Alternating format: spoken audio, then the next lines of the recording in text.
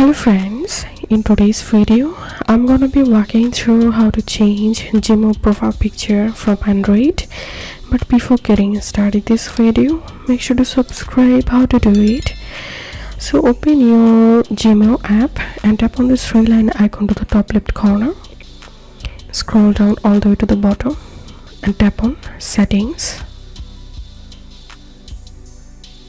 and now tap on the Gmail account you want to change the profile photo,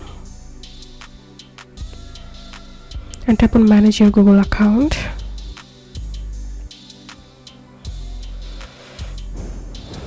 and tap on this profile icon. Tap on set profile photo,